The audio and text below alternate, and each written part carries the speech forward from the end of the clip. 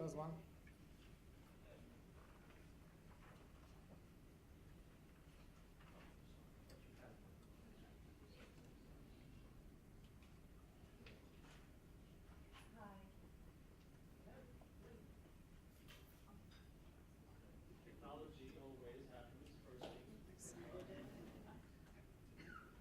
Actually, I thought I would probably be able to speak louder without a microphone. Just a quick one. I know you talked a lot about revenue management culture and all of that and working with the rest of the organization. What's your take on the reporting line of reservations department? For me, I think in our organization and the majority of the hotels, reservation reports into revenue management. I think you can debate about if it should be in rooms or in revenue management. The reason why for us we keep it in reservations is for two reasons. I think there is functional overlap and there is obviously a lot of interaction, but also it is a way for us to develop our team. So we don't have 15 people in revenue management in the majority of the hotels. So if you have a director of revenue management sort of standalone or maybe with one assistant, it's a little bit difficult to develop that person. By having a department reporting into them, I think that is good for their overall management skills. So that's another reason why we keep it there, apart from the functional aspect. Interesting. You mentioned either rooms or revenue management. What about sales? In our organization, we don't have it in sales, and I don't think it has ever been under sales. It was traditionally under rooms, and it has been transitioned into revenue management over time. So I don't think that there might be an odd hotel there somewhere, but in general, that's not the case. I don't know how.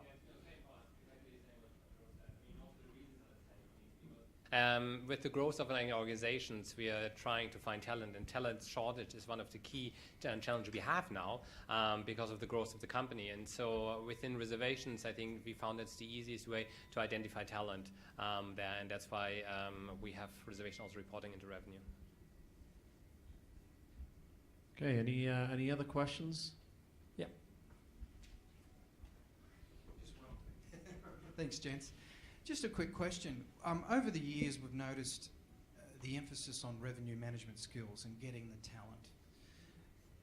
24 months ago, I went to a conference, and that was wonderful. We had people from Cornell presenting and all the rest of it, and I'm delighted. I'm a revenue management guy working for Oracle right now.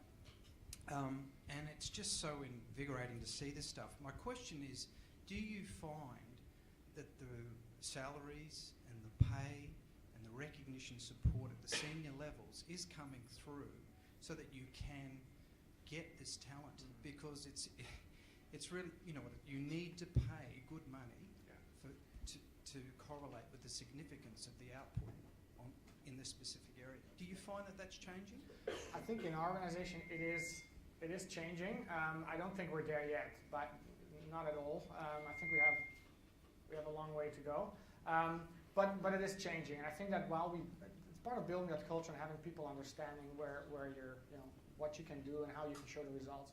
The difficulty I always find is that we have a very small team. So many times you have very young people that are, late 20s that are in charge of revenue management, and you're comparing it with a director of sales, director of finance, director of rooms that's maybe 40 plus. It has 20 years of experience.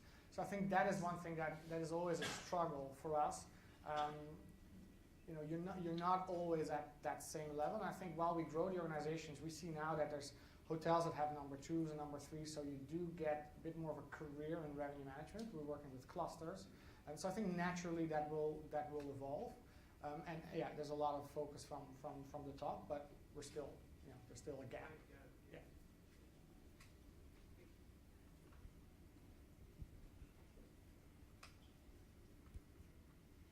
Moving the reporting line to the general managers and what you just talked about, revenue managers being young, are you seeing the ExCo team accept these people as part of being the drivers, or is that creating more conflict and friction?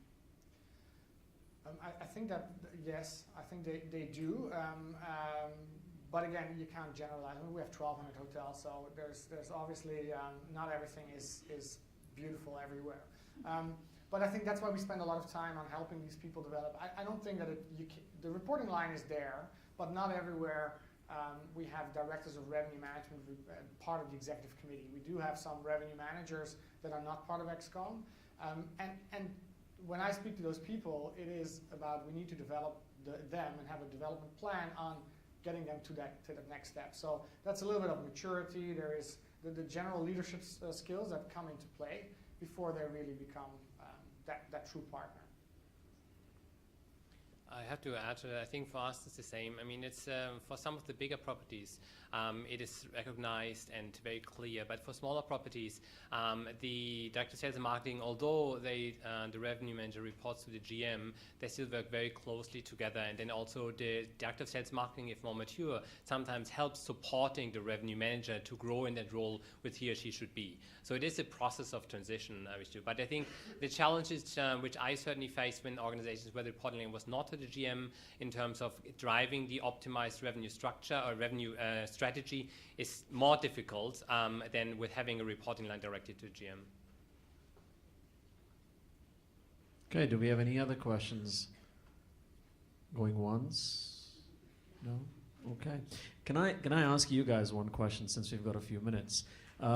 Interestingly, Jeroen, you talked about the open house that you guys regularly do now. It's probably a couple of days or so that you drive people through that program. But how do you maintain the continuity? Because RM is a department, and should it really be a department because you want it to be a culture or a practice that every single member of the team, of the hotel, of the organization kind of breathes it, practices it. So how do you get that continuity, and how do you ensure they own the process as much as you as a revenue manager do? I think you have it in every function, right? I mean, also everybody's sales, everybody's HR. In that function, I think but those are functions that are more built into the culture of the organization, so everybody sort of understands that. And revenue management, we're still building on that.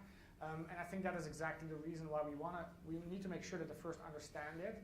But it's not just going through a one-day training and now you're an expert, right? We focus a lot with the teams on property, with our teams, to say, okay, now that your GM or director of sales or director of finance has gone through RM Open House, you need to make it happen on the ground and pick it up and continue that. So it's an ongoing process. For us, because also organization is growing faster so far, and over the last couple of years I've done it myself for some of my team, but that's not sustainable, especially, I mean, otherwise you would travel like crazy. So we are starting to get L&D involved, learning and development. So really for the basics of revenue management, specifically since the turnover in other departments and operations are higher than for sales, marketing, revenue, we found that getting L&D involved and for them to continuously have little sessions or courses throughout the year in their property, I think helps to maintain the momentum. I have 2 people dedicated for training in revenue management. So they're continuously on the road doing the revenue management academies, and whenever so we have 27 this year, I think, academies planned in all of the markets, and then they stay an extra day for the RM Open House. So that's how we keep it going. Great, thank you guys. Any last questions before we let the 2 gentlemen off the hook? Okay, great. Well, thank you very much, Stefan. Thank you, Jeroen.